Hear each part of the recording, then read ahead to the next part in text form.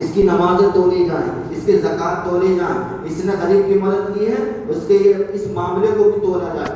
غرض یہ کہ ہر چیز تولی جائے گی، ایک چیز ہے جو تولنے میں نہیں آئے گی اور وہ ہے صبر۔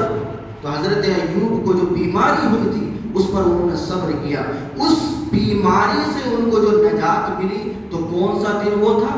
محرم الحرام کی 10 تاریخ تھی۔ حضرت ایوب کو اس بیماری سے شفا نصیب ہوئی تھی۔ حضرت یونس علیہ السلام مچھلی کے پیٹ میں چلے گئے، اب پیٹ میں جانے کے بعد اس سے نجات کب ملی؟ محرم الحرام کی 10 تاریخ کو۔ حضرت موسیٰ علیہ السلام اور بنی اسرائیل کو جو نجات ملی وہی محرم الحرام کی 10 تاریخ تھی۔ حضرت عیسیٰ علیہ السلام کو آسمانوں پر زندہ اٹھا لیا، یہ بھی محرم الحرام کی 10 تاریخ تھی۔ غرض یہ کہ بہت سارے کام اس محرم الحرام کی 10 تاریخ سے نسبت رکھتے ہیں۔ اور جب میرے نبی کریم صلی اللہ علیہ وسلم دنیا پر تشریف لے کر کے آئے، اللہ کے احکام لوگوں کو بتانے شروع کر دیے۔ وقت گزرتا گیا تو کربلا کے میدان میں ایک بہت بڑا حادثہ پیش آیا، ایک بہت بڑا واقعہ پیش آیا، ایسا واقعہ پیش آیا جس میں پورا خاندان کا خاندان لٹ گیا، گھر کا گھر تباہ و برباد ہو گیا۔ ایسے واقعہ پیش آیا تو وہ بھی محرم الحرام کی 10 تاریخ تھی۔ لیکن ایک چیز اور میں بتاتا چلوں، محرم الحرام کی 10 تاریخ کو قیامت بھی پیش ہوئی۔ جمعے کا دن ہوگا اور محرم الحرام کی 10 تاریخ ہوگی، اس دن پر کیا آئے گی؟ قیامت آئے گی۔ لیکن معاملات ہمارے اتنے بڑھتے چلے گئے ہیں، اتنے بڑھتے چلے گئے ہیں کہ محرم الحرام کی 10 تاریخ کو اتنی نسبت ہے، بہترین سے بہترین نسبت ہے، لیکن ہمارا معاملہ اس سے الگ ہوتا چلا جا رہا ہے۔ جس چیز کو ہمیں پکڑنا چاہیے وہ چیز ہم نہیں پکڑ رہے، جس چیز کو نہیں پکڑنا تھا اس کو پکڑے پڑے۔ کون سی چیز کب تک کام آتی ہے؟ بورڈ پر میں نے سوال لکھا، کون سی چیز کب تک تمہارے کام آئے گی؟ 3 چیزیں ہیں آج کل، مال ہے، اولاد ہے اور اعمال، کرتوت۔ یہ 3 چیزیں ایسی ہیں جن 3 چیزوں کے پیچھے ہم پڑے، لیکن یہ 3 چیزیں کب تک ہمارے کام آئیں گی؟ مال کب تک تمہارا ساتھ دے گا؟ مر گئے ختم، تمہارے وارثوں کا ہو گیا، تمہارا ہے کیا؟ ساتھ میں پوٹلی باندھ کر کے رکھتے ہیں قبر میں؟ کیا نہیں رکھتے۔ اولاد کب تک تمہارا ساتھ دے گی؟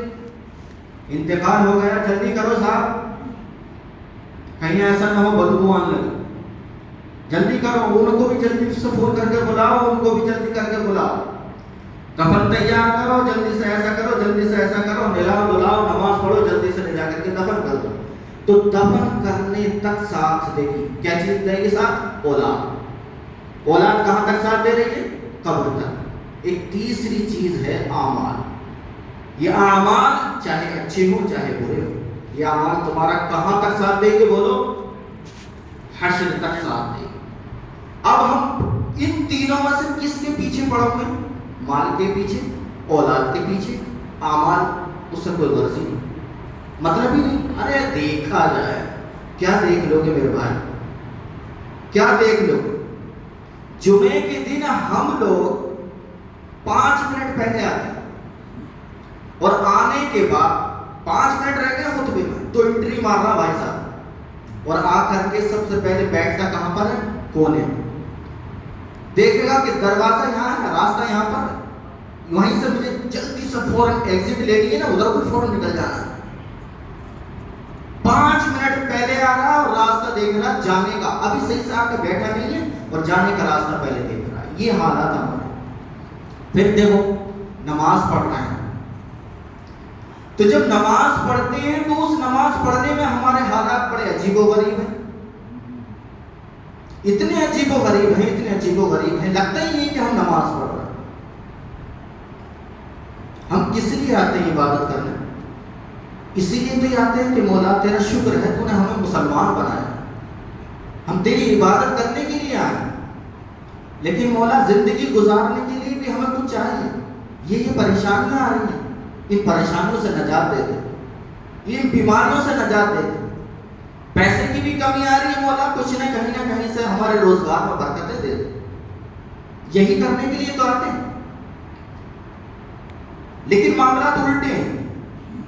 مثال کے طور پر آپ کہیں بھی آفس میں کام کر رہے ہیں، جب آپ کام کرتے ہیں وہاں پر کوئی بندہ آیا اور آ کر کے کہنے لگتا ہے آپ مجھے پانی دے دو، پانی مانگ رہا ہے۔ جب آپ سے اس نے پانی مانگا آپ بھول گئے، کیونکہ اس نے صرف کیا کہا مجھے پانی پلا دو، مجھے پانی پلا دو۔ لیکن وہاں پر اس کی جو حالت تھی، اس حالت پر نظر کرنے کی، اتنی توجہ کرنے کی ضرورت نہیں تھی، اس لیے وہ بھول گیا، کیونکہ زیادہ تر ہم جو رویہ اختیار کرتے ہیں نا، اس رویے کو لوگ پکڑتے ہیں۔ اگر ہم رویہ نارمل رکھتے ہیں، ایسی ٹالنے والا رویہ رکھتے ہیں تو لوگ اس کو چھوڑ دیتے ہیں، اور رویہ ہم ایسا رکھتے ہیں کہ کچھ نہ کچھ ہم ایسا خطرناک رویہ رکھتے تو لوگ اس کو توجہ دیتے ہیں، اس کو پکڑتے ہیں۔ اس نے کہا نارمل طریقے سے مجھے پانی دے دو، آپ بھول گئے، پانی نہیں دی۔ لیکن وہی شخص روتے ہوئے کہ پلیز مجھے پانی دے دو، پیاس لگ رہی ہے، مرنے کے قریب ہو، مجھے پانی دے دو۔ تو وہی شخص جو پہلے بھول گیا تھا فوراً کہتا اچھا ابھی لے کر کے آیا، فوراً گیا پانی لے کر کے آیا، پانی دے دیا۔ دونوں طریقے سے پانی مانگا، ایک نارمل طریقے سے اور ایک روتے ہوئے گڑ گڑاتے ہوئے کہہ رہا۔ تو جو پہلا نارمل طریقہ تھا اس پر دھیان نہیں دیا اس نے، اور جو دوسرا طریقہ اس نے کہا ہاتھ جوڑ کر کے پلیز گیو می واٹر، مجھے پانی دے دو، مجھے پانی دے دو، میں پیاس سے مر رہا ہوں۔ فوراً کہا جلدی سے لے کر کے پانی دے۔ اس نے جیسے ہی پانی دیا سکون مل گیا۔ اب ہم آ کر کے مسجد میں کیا کرتے ہیں؟ نماز پڑھ رہے ہیں، اللہ ادھر ادھر دیکھ رہے، نماز پڑھ رہے، الحمدللہ رب العالمین الرحمن الرحیم، یہ کام چل رہا ہے۔ نماز کے اندر اللہ پاک ارشاد فرماتا ہے کہ مجھ سے دعا مانگو، کیسے؟ اہدنا الصراط المستقیم، دعا کر کہ مولا ہمیں سیدھا راستہ چلا، اور ہم کیا کہہ رہے ہیں؟ جمائی لے رہے ہیں، ایسی جمائی لے رہے ہیں، توجہ ہی نہیں ہے، بے دلی سے نماز پڑھ رہے ہیں۔ جب ہم بے دلی سے نماز پڑھ رہے ہیں تو اللہ پاک ہماری طرف توجہ فرمائے گا۔ وہی جو نارمل طریقے سے پانی مانگ رہا تھا بندہ، اس کی بات پر دھیان نہیں دے رہے تھے، اللہ ہمیں دھیان نہیں دے گا تمہارا۔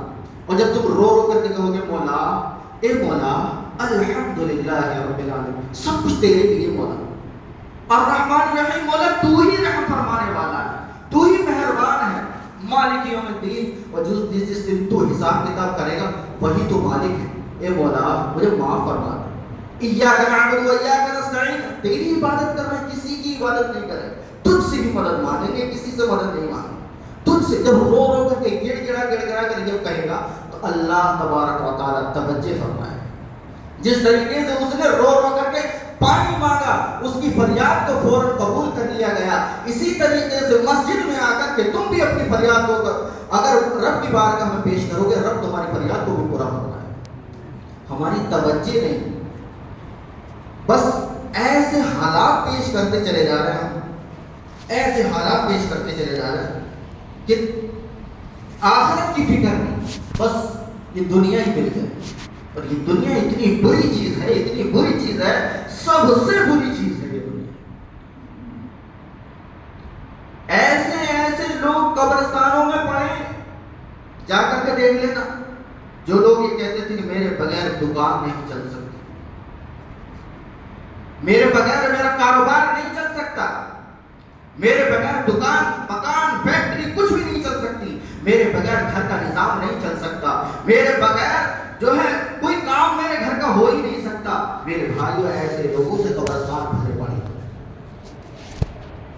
یہ آپ روزانہ جا کر کے دیکھتے ہوں گے، 8 دن میں جا کر کے دیکھتے ہوں گے، سال بھر میں عید کے موقع پر جا کر کے دیکھتے ہوں گے، لیکن دیکھتے ضرور ہوگے، عبرت حاصل نہیں کر پا رہے۔ میرے بھائیوں، اس چیز سے نکل جاؤ کہ میرے بغیر کوئی کام نہیں چل سکتا، وہی چل جائے گا۔ تو آخرت کی فکر کر لے اپنی، تیرے بعد کوئی تیرا ساتھ دینے والا نہیں ہے، تیرے اعمال ہی تیرا ساتھ دیں، تیرے اعمال ہی تیرا ساتھ دیں گے۔ جس زمین پر ہم اور آپ بیٹھے یہ اللہ کی بنائی ہوئی زمین، اللہ کی بنائی ہوئی زمین، اور اسی اللہ کو ہم بھولے بیٹھے ہیں۔ ہمارے جو گھر ہے ہم نے بنایا، اس پر دوسرا آدمی آ کر کے قبضہ کر لے، دوسرا آدمی آ کر کے کیا کر لے؟ قبضہ کر لے۔ ہم وہاں کیا کرتے؟ شور و غوغا کرتے ہو۔ اللہ رب العزت نے آپ کو پیدا کیا، آپ کے لیے زمین کا فرش بچھا دیا کہ اس پر رہو، زندگی گزارو۔ اب آپ کر کیا رہے؟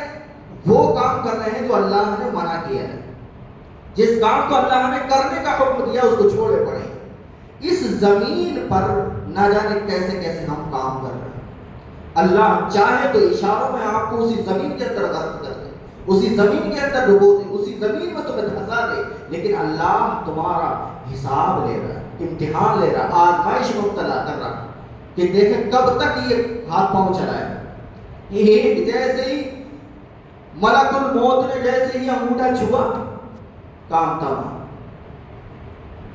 اس زمین پر میں رب کی قدرت میں بتاؤں، ہم اپنے گھروں میں جو بھی کھانے پینے کا سامان رکھتے ہیں ہر چیز کا الگ ڈبہ ہوتا ہے۔ چاول ہے اس کو کسی چیز میں رکھا، الگ ڈبہ، گیہوں الگ ڈبے میں رکھتے ہیں، سبزی الگ ڈبے میں رکھتے ہیں، فروٹ کا سامان ہے اس کو الگ ڈبے میں رکھتے ہیں، دال ہے الگ ڈبے میں رکھتے ہیں۔ ہر چیز کو الگ الگ طریقے سے ہم رکھتے ہیں۔ ہمارا اسٹور بالکل ایک دم الگ طریقے سے بنایا گیا ہے، لیکن رب نے جو تمہارے لیے اسٹور بنایا اس زمین کو، اس کے اندر نہ جانے کتنی چیزیں موجود ہیں۔ گیہوں اس کے اندر موجود ہے، چاول اس کے اندر موجود ہے، ساگ سبزی اس کے اندر موجود ہے، دالیں اس کے اندر موجود ہیں، سب کچھ اس کے اندر موجود ہے۔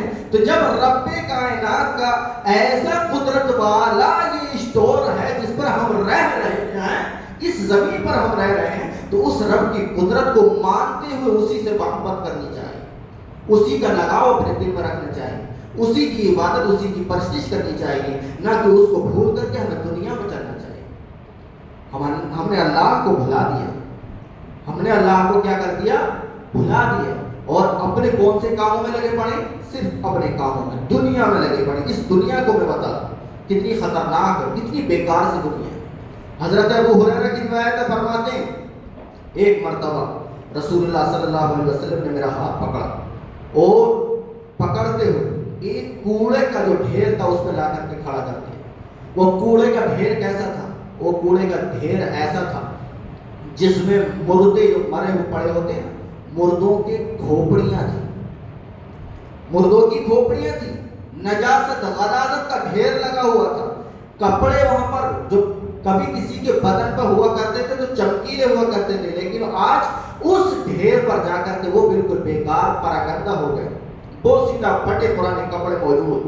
فرمایا اے ابو ہریرہ دیکھو یہ ہے دنیا، یہ کیا ہے؟ دنیا ہے۔ ایک وقت یہ تھا کہ ان کھوپڑیوں میں، جو کھوپڑیاں پڑی تھیں، ان کھوپڑیوں میں طرح طرح کی امیدیں اور آرزوئیں تھیں، طرح طرح کی امیدیں آرزوئیں تھیں، لالچ تھا، حرص تھی، ہوس تھی، نہ جانے کیسے کیسے معاملات تھے۔ آج ان کھوپڑیوں میں مٹی گھسی پڑی ہے، آج ان کھوپڑیوں میں کیا ہے؟ مٹی پڑی ہوئی ہے، اور یہ آج کھوپڑی دکھ رہی ہے، کچھ دنوں کے بعد یہ مٹی ہو جائے گی، ختم کر دی جائے گی، ختم ہو جائے گی، نشان تک باقی نہیں رہے گا۔ اور یہ غلاظت جو پڑی ہے، ڈھیر غلاظت کا تھا، کہہ رہے ہیں یہ غذا تھی، کھانے پینے کا سامان تھا۔ آج جب ٹیبل پر ہمارے کھانا رکھا ہوتا ہے بڑا اچھا لگتا ہے، ارے یہ مرغ مسلم کی یہ ہے، اور یہ ادھر قورمہ رکھا ہے، ادھر اسٹو رکھا ہے، ادھر یہ تندوری لگی ہوئی ہے، ادھر کباب ہے، ادھر شاہی پنیر ہے، ادھر وہ پنیر ہے، ادھر وہ ہے۔ جب وہ سجا ہوا ہوتا ہے اور جب تک ہمیں بھوک لگتی ہے وہ بڑا اچھا لگتا ہے، اور جیسی بھوک ختم ہو وہ کتنا ہی رکھا ہو وہ بیکار ہے۔ اور وہ رکھی ہوئی چیز کب تک رکھی رہے گی؟ 24 گھنٹے سے زیادہ نہیں رکھی جائے گی۔ کچھ دیر کے بعد اس تمام کھانے کو جو بچا ہوا ہے کہاں جائے گا؟ کچرے کے ڈھیر پر۔ کچرے کے ڈھیر پر جیسے ہی وہ کھانا پہنچا، جو پہلے جس کی خوشبو اتنی اچھی تھی، اب اس ڈھیر میں سے ایسی بدبو آئے گی کہ آپ اس کے قریب تک نہیں بیٹھو۔ تو جو چیز آپ کو اچھی لگ رہی تھی جب بھوک لگی تھی اس وقت، تو وہ بڑی پیاری تھی، اور وہی چیز جب وہ ڈھیر ہو گئی، کچرا ہو گئی، غلاظت میں مبتلا ہو گئی، اب وہ ڈھیر پر آپ ایک سیکنڈ کے لیے بھی نہیں جا سکتے۔ یہ ہم اور آپ کا رویہ ہے۔ تو حضرت ابو ہریرہ سے میرے نبی کہتے ہیں، یہ غذا جو ہے جس کے پیٹ کے اندر بھرنے میں ہم جو حرام اور حلال کا تمیز نہیں کرتے ہیں، ایک دن ایسا تھا کہ رنگ برنگے کھانے بن کر کے یہ ہمارے پیٹ میں آتے تھے، آج یہاں کوڑے پر کس گندگی کی حالت میں پڑے ہوئے ہیں، ایسی گندگی کی حالت میں پڑے ہوئے ہیں، اس کی بدبو سے لوگ بھاگ رہے ہیں، گھن آتے ہیں، اور پرانے چیتھڑے کپڑے پڑے ہوئے تھے۔ میرے نبی فرماتے ہیں یہ جب بدن پر یہ لباس تھا تو چمک بھی رہا تھا، دمک بھی رہا تھا، آج ان کو ہوائیں اڑا اڑا کر کے لے کر کے جا رہی ہیں، کوئی ان کو نہیں لے رہا ہے، کوئی ان کو نہیں پہن رہا ہے۔ کیوں؟ چتھڑے بن گئے ان کے، وہ بالکل بیکار ہو گئے، خراب ہو گئے۔ جب وہ خراب ہو گئے ہم نے پھینک دیا۔ حضرات محترم، اور میرے نبی فرماتے ہیں کہ دیکھو ہڈیاں، کسی دن یہ سواری کے جانور تھے جن پر لوگ سوار ہونے کے لیے اپنے آپ کو فخر محسوس کیا کرتے تھے، ہماری سواری ایسی ہے، آج بھی ہم فخر محسوس کرتے ہیں، ہمارے پاس یہ گاڑی ہے، ہمارے پاس یہ والی گاڑی ہے، ہمارے پاس یہ والی گاڑی ہے۔ حضرات محترم، یہ سب کچھ ختم ہونے والا ہے، کچھ بھی باقی رہنے والی نہیں ہے۔ اگر کوئی چیز باقی رہے گی تمہارے اعمال تمہارا ساتھ دیں گے، اور کوئی بھی چیز تمہارا ساتھ دینے والی نہیں ہے۔ یہ اولاد سب سے بڑی بے وفا اولاد ہے۔ حضرات محترم، اس اولاد کو با وفا بنا کر کے دنیا سے جانا۔ اگر با وفا اولاد دنیا سے پیدا کر کے جاؤ گے، جو تمہارا اتنا خیال رکھیں گے، اتنا خیال رکھیں گے کہ بار بار تمہارے لیے دعا کریں گے، مولا میرے والدین کی بے حساب مغفرت فرما دے۔ اگر تم نے اپنی اولاد کو نمازی بنا کر کے چھوڑا تو ایسی حالت میں جا کر کے یہ تمہارے لیے دعا کریں گے کہ اس حالت میں جا کر کے دعا کرنا ہر کسی کو نصیب نہیں ہوتا۔ ڈاکٹر کے بھی نصیب میں نہیں ہوتا ہے، انجینئر کے نصیب میں نہیں ہوگا، وکیل صاحب کے بھی نصیب میں نہیں ہوگا۔ اگر کوئی کتنا بڑا دنیا کا انسان بن جائے، اگر وہ نمازی نہیں ہے تو وہ دعا نہیں کر پائے گا۔ وہ دعا جو دعا ایک غریب سا چھوٹا سا بیکار سا بچہ پاک اور صاف ہو کر کے اللہ کے پاک گھر میں بیٹھ کر کے دو زانوں بیٹھ کر کے ہاتھ رکھے ہوئے دعا کر دے گا، مولا رب اجعلنی مقیم الصلاۃ ومن ذریتی ربنا وتقبل دعاء ربنا اغفر لی ولوالدی۔ یہ دعا جب تک نماز نہیں پڑھے گا کوئی بھی دعا اس دعا کے مقابل نہیں آ سکتی۔ اتنی بہترین دعا ہے، اگر تم نے اپنی اولاد کو نمازی بنا دیا تبھی جا کر کے کتنی اچھی بات ہوگی، پاک ہوگا، صاف ستھرے کپڑے پہنے گا، پھر وضو بنائے گا، پھر اللہ کے پاک گھر میں آئے گا، آ کر کے اپنے آپ کو سرنڈر کرے گا، ہاتھ کھڑا کر کے اللہ اکبر کہہ کے سب کچھ ختم، مولا تیری بارگاہ میں آ گیا، ہاتھوں کو باندھ لیا، مجرم اپنے آپ کو ٹھہرا رہا ہے، اب اس کے بعد پہلے چاپلوسی کر رہا ہے، سبحانک اللہم پڑھ کر کے، پھر الحمدللہ پڑھ کر کے اللہ کی تعریفیں بیان کر رہا ہے، اور رکوع کر رہا ہے، رکوع میں اپنے آپ کو کہہ رہا ہے مولا میں کچھ بھی نہیں ہوں، تیری ذات بلند ہے، پھر یہیں تک بس نہیں چلتا ہے، سجدے میں جاتا ہے، سجدے میں جا کر کے پھر کہتا ہے مولا میرا کچھ بھی وجود نہیں ہے، سب کچھ تیرا ہے۔ کیا کہتا ہے؟ سبحان ربی الاعلی، تیری ذات بلند ہے۔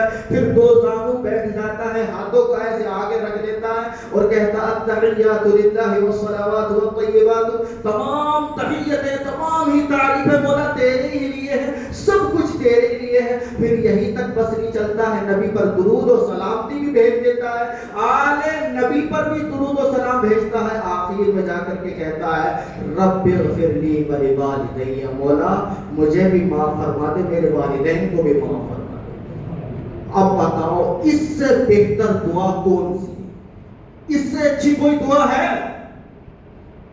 کوئی دعا نہیں لگتی، مجھے نہیں لگتا کہ کوئی اس سے اچھی دعا بہتر دعا ہوگی. تو اس لیے میرے بھائیوں، اپنی اولاد کو نمازی بنا کر کے دنیا سے چلے جانا، یہی تمہارا عمل اللہ تبارک و تعالیٰ کی بارگاہ میں قبول ہو گیا تو سمجھ لو دنیا بھی کامیاب اور آخرت بھی کامیاب ہو جائے گی. اولاد اگر با نمازی ہو گئی تو یہ آج کل جو طرح طریقے کے جو باتیں نظر آتی ہیں اولاد کے ذریعے سے، یہ کچھ بھی دیکھنے کو نہیں ملے گا.